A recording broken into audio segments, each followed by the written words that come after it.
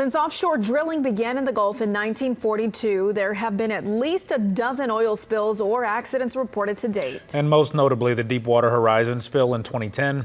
On the heels of its 15th anniversary, ABC 13 Elise Smith looking into how one local restoration project is still working to reclaim what was lost.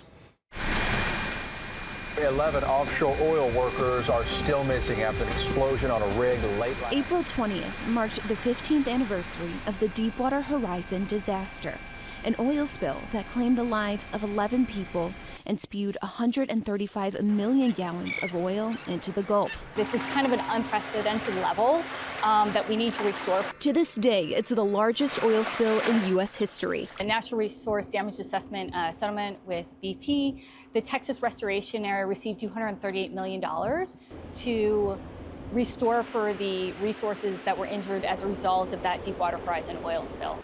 One of those resources, sea turtles. If you like to eat fish, then you should want to say sea turtles.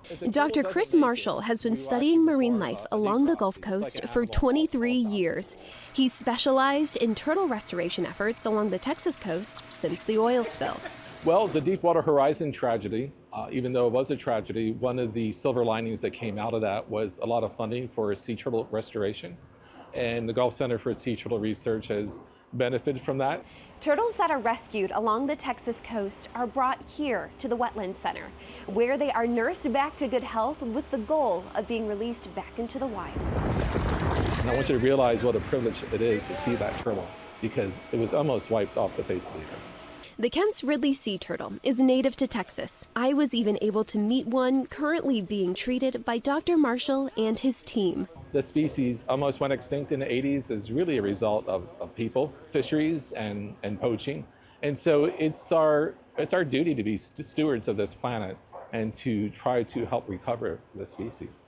True to his word, Dr. Marshall, the staff at the Wetland Center, and a group of 150 volunteers have saved over 800 turtles within the past 5 years, and over 90% of them are back in the wild.